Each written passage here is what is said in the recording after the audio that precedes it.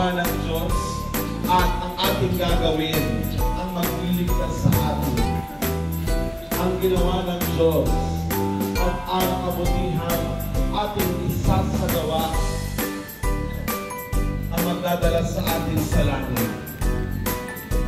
Hindi tayo maliligtas ng tayo nakatihaya lang, matakalang, o maghihintay lang ng biyaya mula sa Panginoon. Hindi tayo maliligtas kung hindi tayo gagawa ng mabuti, o hindi nga tayo umiwan, o hindi nga tayo gumawa ng masama, pero hindi ka rin gumawa ng mabuti, wala rin kwenta yun.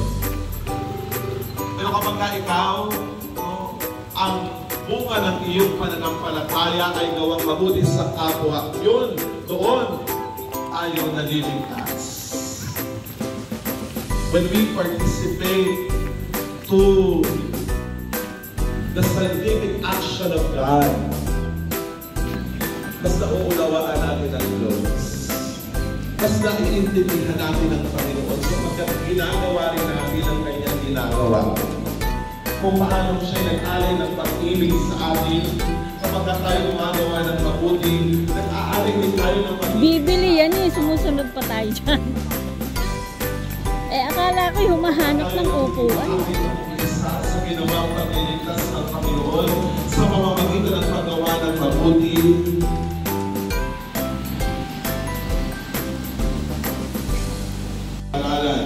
Sa mga nananalig na tunay sa pamamagitan ni Jesucristo, kasama ng Espiritu Santo, magpasawalang hanggan.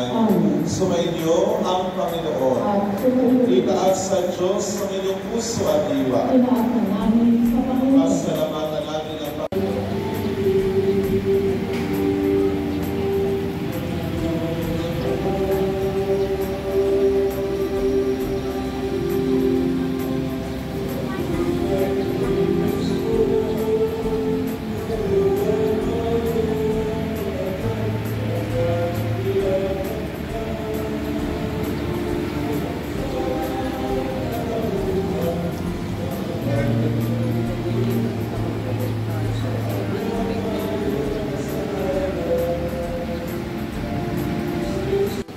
Saan?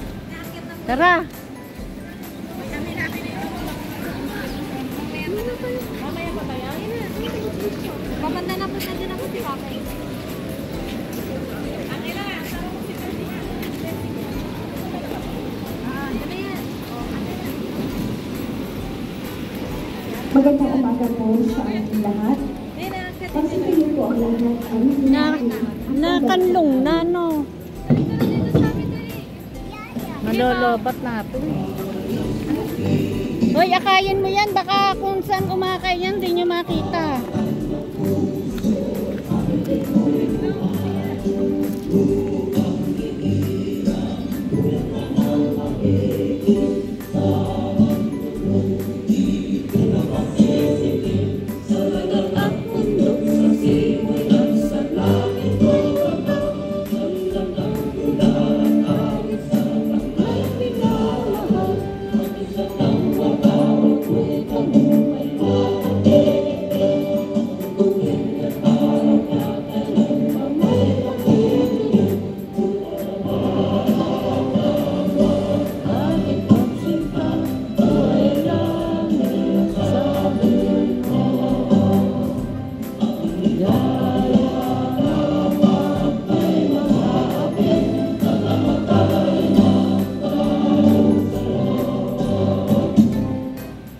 manatili po tayo nakatayo para sa po natin ang orasyon.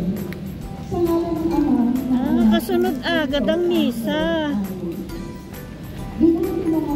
Pagkatapos may kasunod agad. At sa nagpilihan ng Espiritu Santo, ang Panginoon Maria, nasusunod sa kanyang grasya, ang Panginoon Diyos ay sumasayo.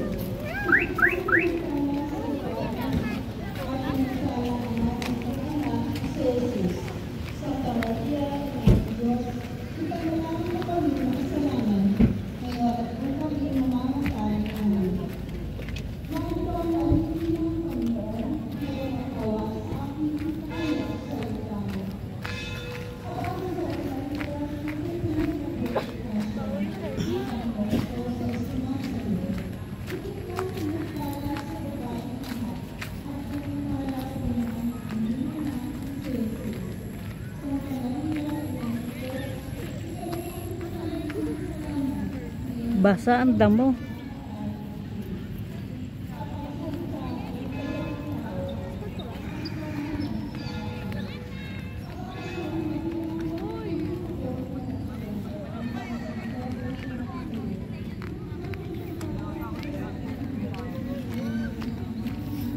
Nakakaakyat dun sa taas na yon.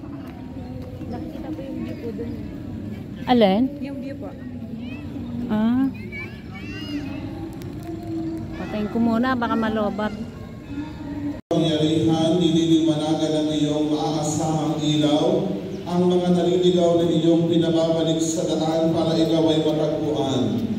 Ang mga kabilang sa nananalig sa iyong anak ay pagkalooban mong makapagwaksi sa tanang salungat sa ngalang Kristiyanong sa iyo ay tinanggap upang ito ay talagang mapangatag.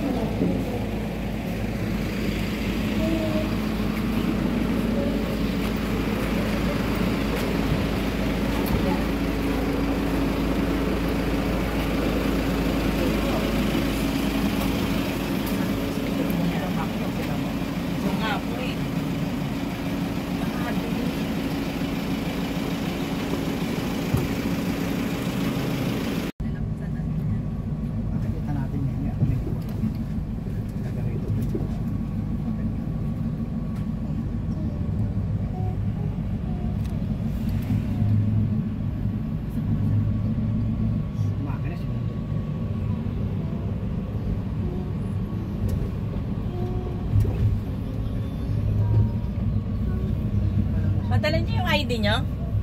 Sa... Madam Senior? Oo.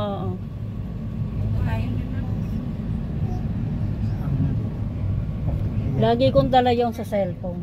Ah, sa cellphone. Oo. Pero yung ID niyo talagang ano? Hindi. Pwede naman yung sa cellphone. Hindi mo ba nagamit? Nakalimutan ko nga po nung Hindi, nung kinuha mo sa akin. Hindi po. Bakit? Nakalimutan ko. Ngayon nga, papahanan.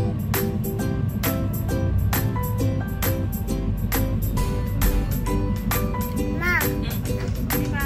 Ay, aso.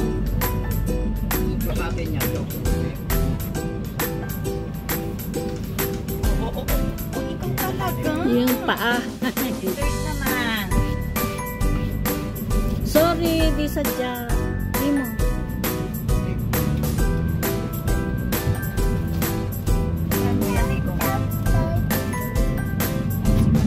Limang piso.